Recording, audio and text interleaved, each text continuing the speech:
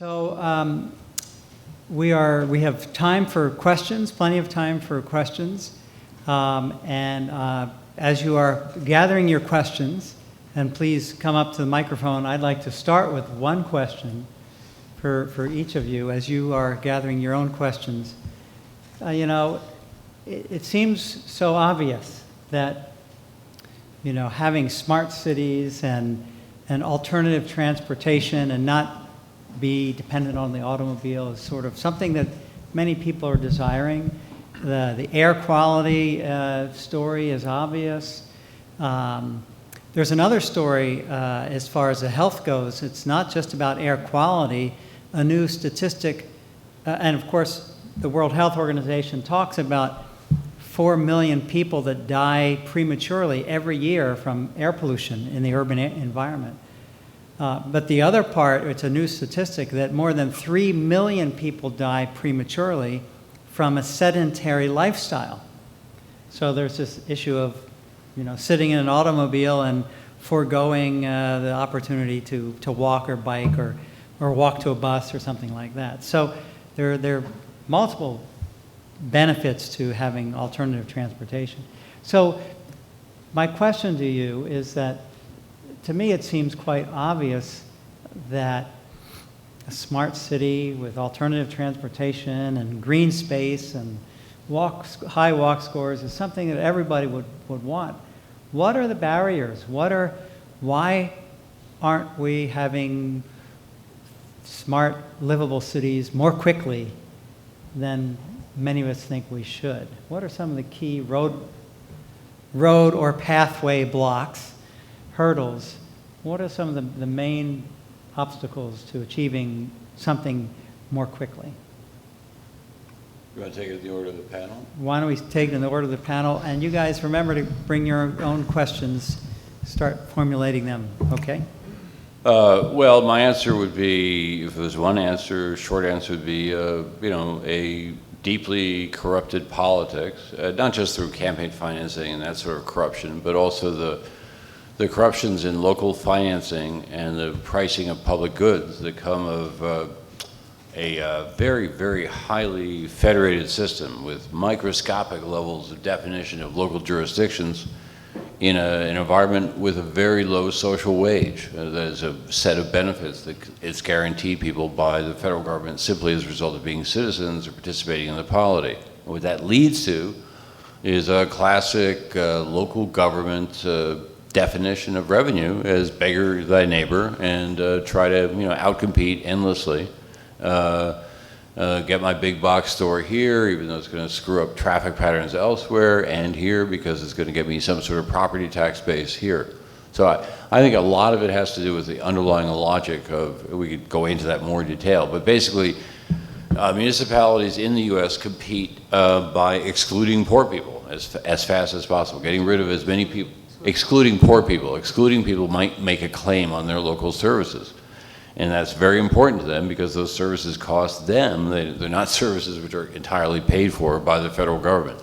It was a matter of a complete indifference outside of their social effects of where poor people were distributed. I think cities would have a much more collaborative and regional approach to managing their affairs. But they don't. And if there was one thing that I could point to, it would be that.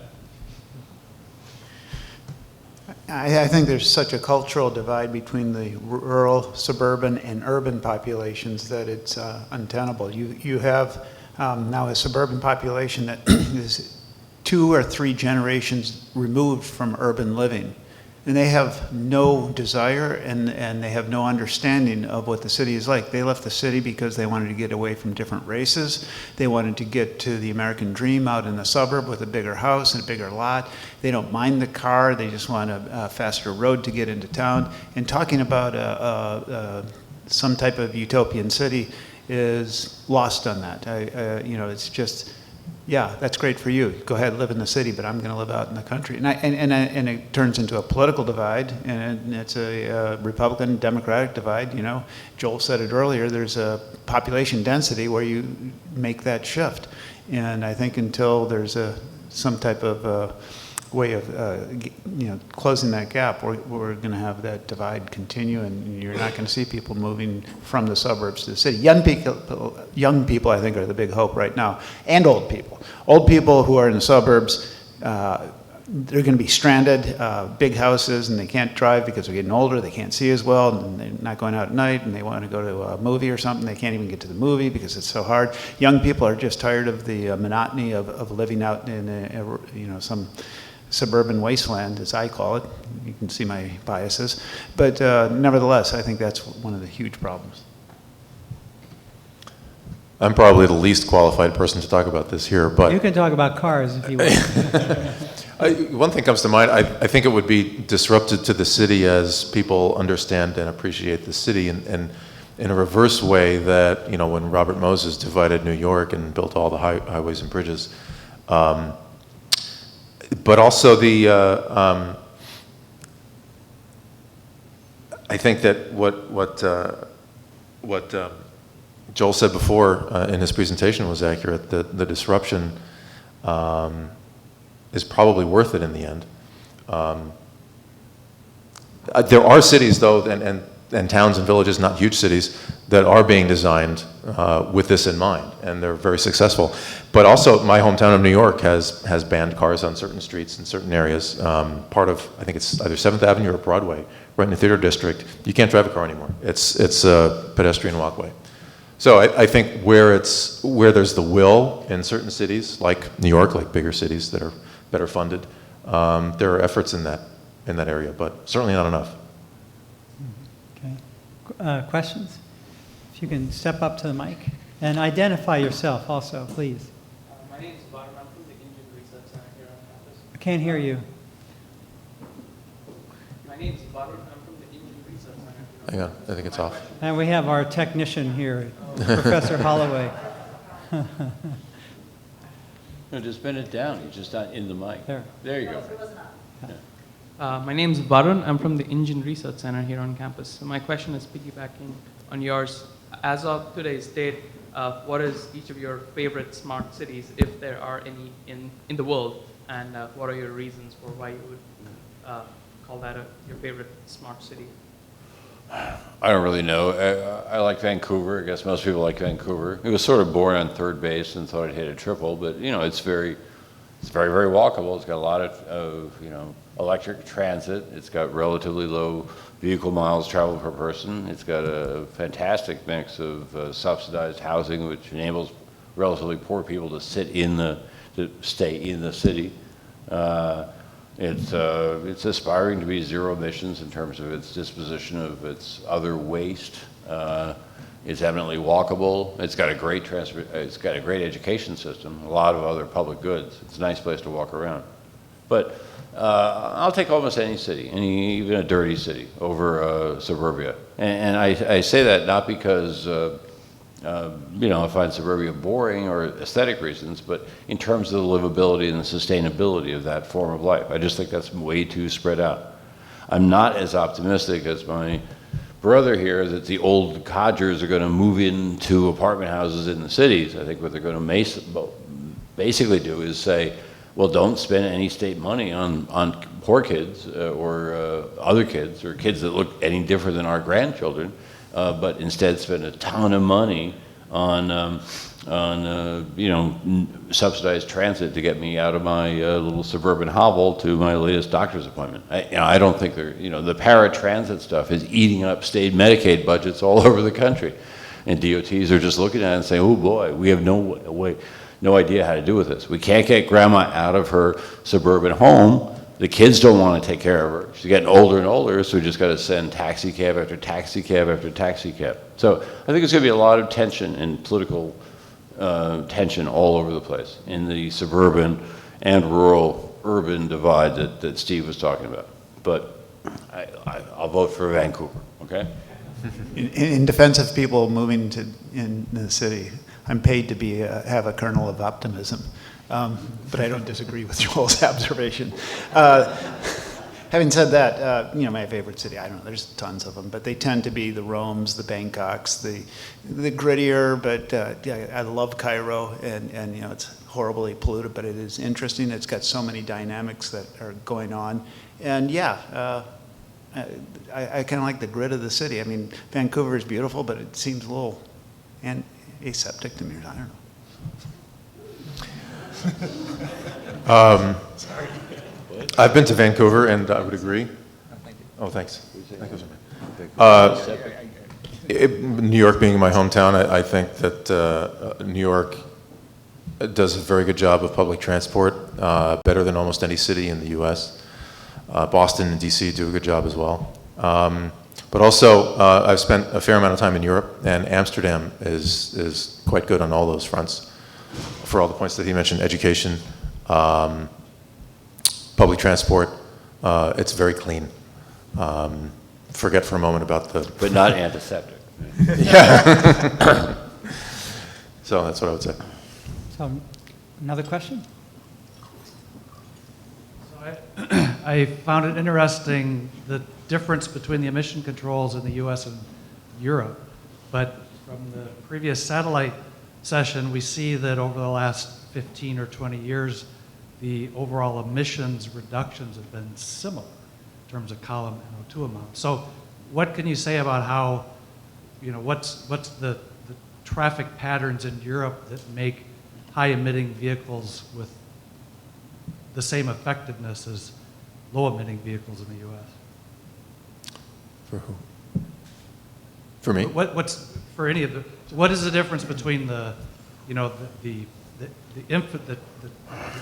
infrastructure in Europe that allowed them to achieve the same amount of emission reductions with higher emissions per vehicle? Well, in Europe, NOx emission standards were virtually unaddressed after Kyoto. After Kyoto, all the European countries and legislators and regulators and environmentalists agreed that the number one priority was to reduce CO2, and they did. But they, at least with privately owned passenger cars and light duty vehicles, NOx was almost unaddressed until fairly recently. So I don't know what the components are to the cleanup that you speak of, but I would imagine is it NOx? Yeah. Yeah, And what's the scale that you're talking about? You're talking about a European-wide thing? Okay. Well, European-wide, that I can say something about. I can't say about this quarter of Paris or another quarter or why the Eiffel Tower cleaned up so rapidly that Sunday or whatever. But certainly, as you must know, European use of mass transit and other more environmentally friendly means of mobility, like walking and biking and other things, is almost infinitely higher than the U.S.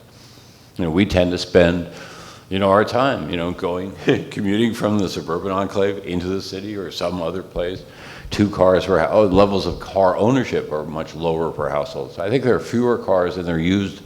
They may be used for long trips, long, noisy, dirty trips, Fahrt auf dem Autobahn or whatever, by different people. But there's a lot of other ways of getting around, and there's less, and they're also denser in general. I can tell you fit that all of Germany into a map of Wisconsin if you just sort of reshape it a little bit. Yeah.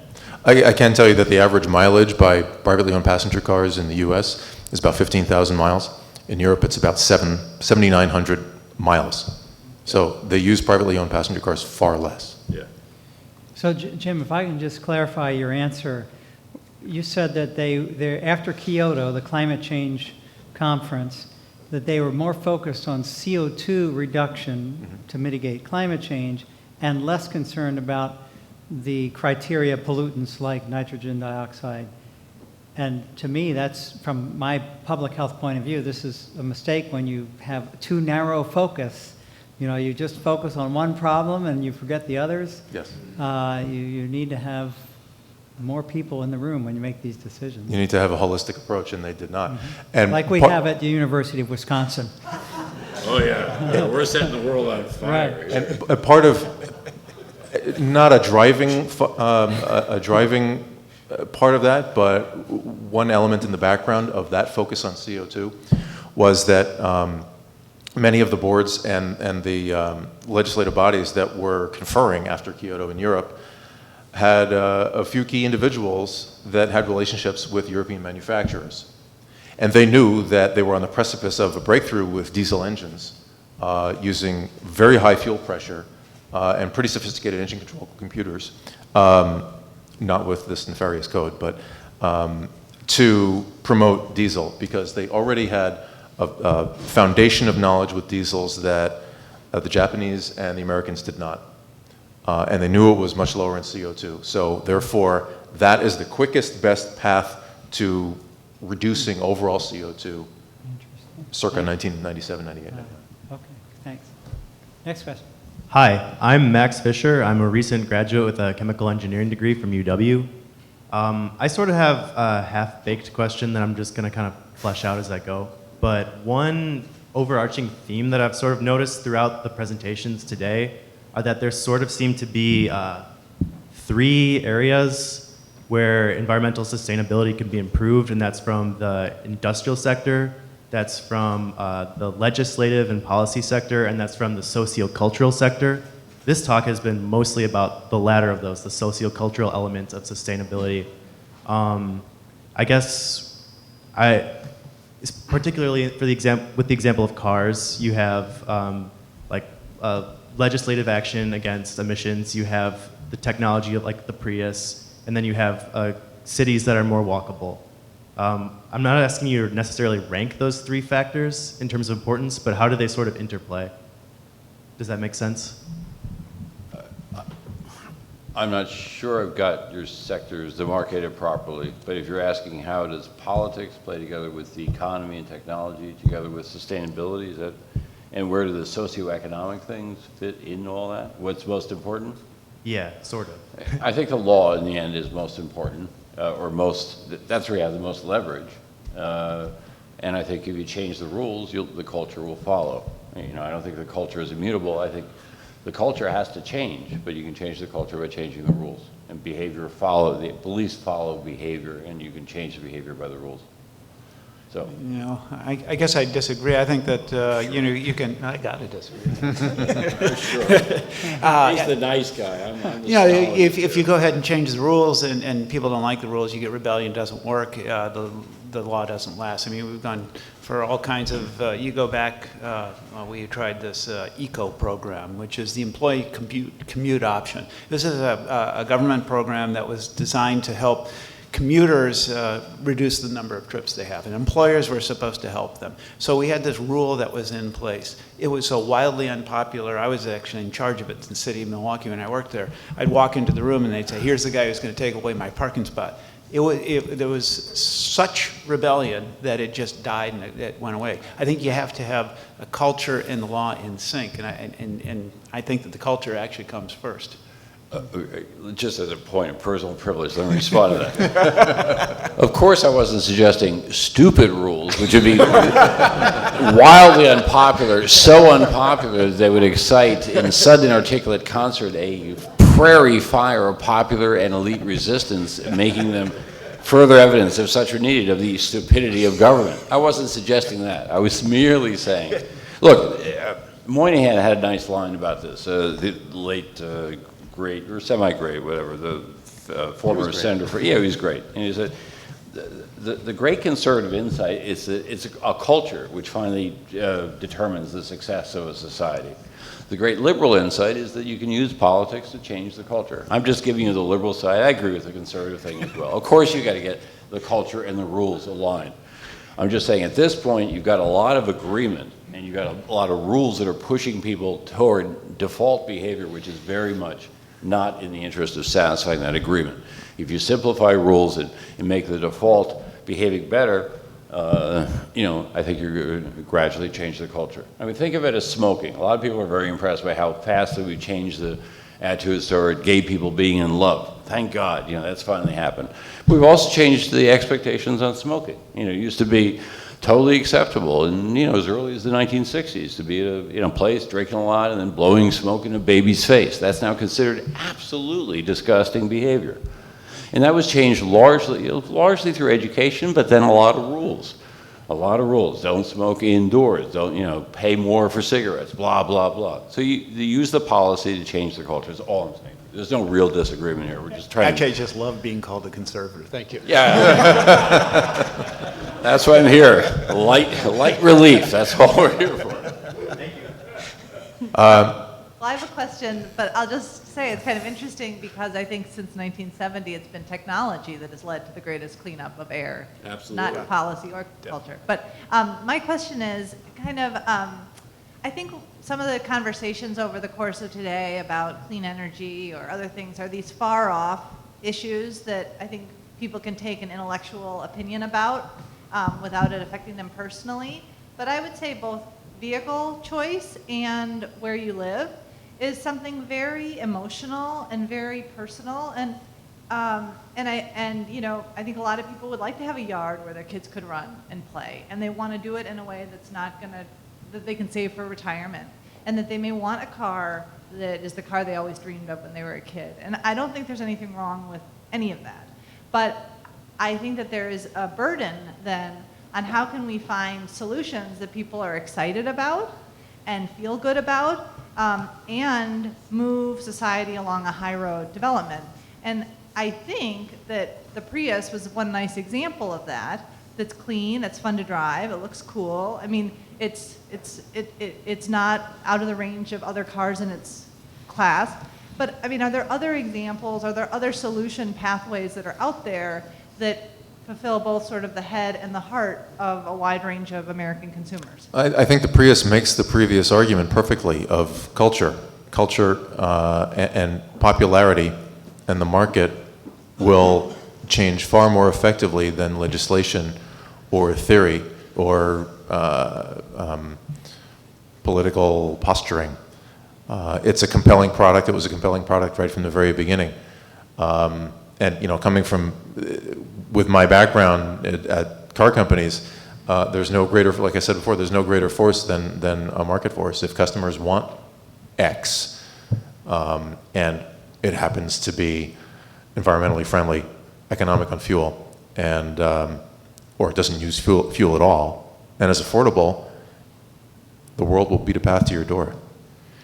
I think disposable income made a huge shift in what was possible in the 1950s when people moved to the suburbs. And it made a different lifestyle possible where people forgot about the value of shared space, public space, and things like that. And the private space became the American dream. You can have your patio in the back and you don't have to interact with your neighbors, and it's safe. The perceptions of safety have just gotten ridiculous, where parents get arrested if they allow their kids to walk to school 4 blocks. So I look to the future, and I just don't see the continued rise of disposable income. I think there's going to be changes in attitudes and what's acceptable, and a realization that you can have a great life without having 2 Teslas in your garage and a big pool in your backyard too, that there's a lot of value to shared public space. Well, just to be Debbie Downer here again, arguing for the use of laws as well as soft culture and other things, but I think a more likely effect of declining income is not people realizing the great efficiency of public goods, but in general a greater sense of insecurity, and following that insecurity, fear, and applying that fear to others. Look at the response to the Oregon shootings. Let's buy more guns. That's people's natural reaction. So I think the politics has to figure in this. I hope not in a completely disgusting, degraded, demagogic way, but in the sense of a public conversation about how do we build a society fit to live in, and what does that look like today? And I don't want to get rid of all green yards or parents' love of children and safe places for them. I don't want to, don't worry. And I'm not insisting that you have an urban future of, desiccated antiseptic skyscrapers and you only see the children very dimly with binoculars from the 140th floor. No. I got a much more conventional view. Just try to get a little bit more density, have a few more public goods, increase the efficiency of government, and you'll be okay. Now, we don't have to do a hell of a lot right now, and I certainly agree with you, Tracy. I thought the previous caller was saying, well, leaving aside technology, just talk about politics versus culture. But I agree, technology is basically what's going to drive most of it, and certainly most of the options. You know, I'm basically a techno-determinist, and then you have something else going on. Just to be fully blank yeah, don't quote me on that. All right. And if I can just weigh in for a second, Tracy, I think that the surveys are showing that Americans don't really necessarily want that single house, yard, and swimming pool anymore. That the millennials and the baby boomers are both converging on wanting to live in cities, and that's where there's affordability aspects. So I think there's a demand now for cutting commuting out of the daily routine, and so now I think there is sort of a cultural shift about what people want, because it's, as far as Americans having one of the most isolating societies in the world with, every person's home is their castle, is no longer valued. And we realize we've come into that trap. I think society, the surveys are showing there is a tendency for wanting something that's more sustainable anyway. And now we have to make that affordable. What the surveys always show, I think, Jonathan, is people hate sprawl and they hate density, and they all love something called community, and they all define it slightly differently. But it has something to do with being able to see your friends and hang out and watching your kids play with other parents in a safe way. And you're not going to get that unless you have sort of mixed-use, medium-density cities, I think. My name is Louis Chapdelaine. I'm a nuclear engineering graduate here at UW. Forgive me as I make some perhaps oversimplifications here, but just to kind of tie together some pieces that I've observed in this session. You guys said it yourselves, basically, that the use of cars, personal vehicles, is on the rise. And despite these possible cultural shifts, we're seeing that cars are being used longer, roadways are getting bigger in big cities. And the problem that causes is that for this trend to somehow reverse, for this smart city, this ideal city to develop in our world, we would need to see a direct reversal unless we shift our thinking a little bit, because it's very hard to reverse this trend without displacing large amounts of people, and particularly those who are in the low-income neighborhoods that are most impacted by our transportation infrastructure. So instead of thinking about how to make our current cities smarter, I would postulate that maybe it's easier to try and sprawl the cities out larger, to create that medium-sized city where our current suburban areas are. So in that map where you have the walkability of a city, to basically spread that green area and spread the elements that make a big city so attractive and so compelling, and that make that population density so efficient, to spread those elements into the suburban cities so that there's less need to transport into the large cities. And therefore, you would be able to at least stop the trend of increasing transportation infrastructure. So I guess I'm just inviting you guys to weigh in on the idea of considering what we're going to do with our current cities as they are, and how you guys would perhaps pursue this ideal smart city. And to our panelists, across all three of you, you have 1 minute to respond. And then the next two questions, very brief questions, and then we'll wrap up in 3 minutes. Well, I think on the issue of cities spreading outward, that the trains left the station there. I think cities have already absorbed what used to be called villages suburban villages outside cities, and not just in LA, but in every city in the country. That's already happened. And I think that many cities now are looking at light rail to address that. Where I live now in Phoenix, they're spending millions of dollars on light rail, and hopefully that will improve traffic and improve air quality. We don't have a huge air quality problem in Phoenix, but I think those are problems that already exist.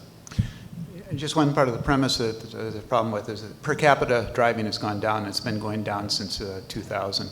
But the idea of nodes, I think, is a good one. Not that you could have decreasing density as a whole. Automatically you lose that higher ranking for walkability, so those green areas start to turn brown right away. But the idea of having local centers of you know, neighborhood centers. I mean, in Madison, we've got like Regent Street, and then you can go over to Willie Street and things like that. On a slightly larger scale, you go to Milwaukee, you've got West Dallas with its regional center, its city center, the inner ring suburbs. And it's really identifying those places that have proximity to where you are and making them work for you. And it involves increasing the density right around those commercial areas and things like that, but it becomes more attractive that way. And then you can have modern transit to convey you from one spot to another. You could have a light rail or a streetcar to get you from Monroe Street to Willie Street, and that'd be great. I basically agree, I think, with where you're going. That's why I define the city as the metro area, not the urban core. I see cities in general tend to lose density over time. That's certainly true in every city I know, or worldwide. You know, they get the initial density and they tend to spread out a little bit. I just don't want them to spread indefinitely, and I want to maintain a sufficient level of density to support public goods. But it's going to look, as far as I'm concerned, much more like downtown Middleton than downtown New York City, right? It's going to be, you know, lower density than we see at the peak level in our greatest urban areas, but much higher than we see in a lot of suburbia, okay? So it's a moderate level of density. And on the transportation stuff, I think you're wrong that the roads are going to widen indefinitely or are widening indefinitely. The California case that we advised on heavily, which led to that change in the classification of LOS, had the state give up a bunch of roads to the cities, and their decision was to actually shorten or narrow the roads in different ways to get away from the highway design manual. They're going for that connectivity that we talked about. So, and I think with autonomous and especially connected vehicles, you're going to be able to move a lot more traffic through the set place that you have now than you have before.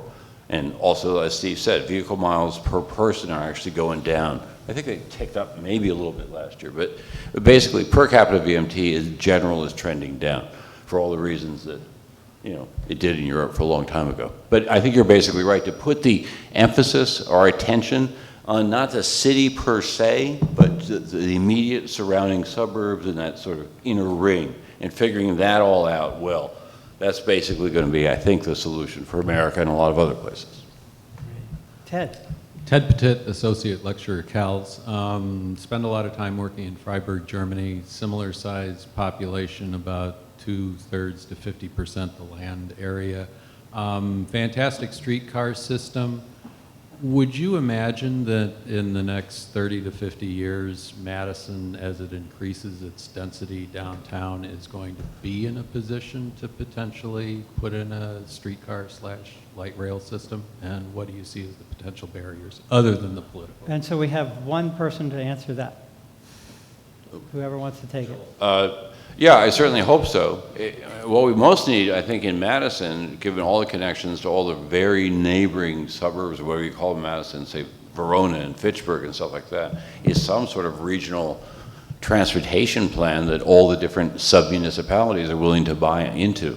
And in that, I think, either a BRT thing connecting people or a light rail system are natural and recommended. What's going to prevent Madison from achieving real greatness, I think, and many people, I'm not the only person who's observed this, is whether we get our regional transportation thing settled or not.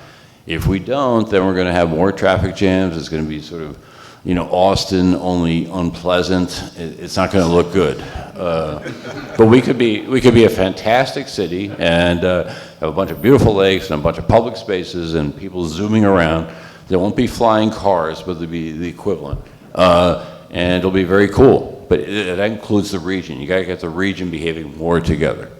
But Freiburg is a great example. Freiburg is also experimenting with that cargo-oriented transit that I talked about. Great, thank you. Last question. Hi, I'm Barbie Russo from the Minnesota House, and I'm wondering how can we push planning away from kind of solutions to a single problem that only, you know, doesn't really talk to all the different levels of governments and so on involved, and get coordinated systems. And I'm thinking, I observed kind of 3 problems in my area. We've got mindset that public transit is either express into the city or it's local in only the urban areas.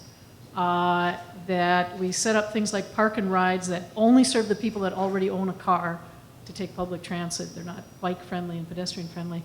And then reverse commuting is just ignored. I've got a suburb that literally has more jobs than people, but you can't get there if you live in the inner city where we have the people that need the jobs. Steve, you want to take that? Yeah, I'll just say, I think it's easy to set up a mechanism, some type of system. We've tried that in Wisconsin, the comprehensive planning law that's supposed to take all these aspects into consideration. But what the difficult part is, and to make it work, is the real ability to engage people and to get their interest. And I think that that's where planning falls apart, is that it's relegated to the elites or to those that have time, and you get biased outcomes, I think, as a result of that. So I think that a public something that really involves the public with good information would help to address that. But I don't think the mechanism itself is too hard to design. I think it's actually getting the right people to the table. Great. Well, thank you very much. It helped me thank the panelists.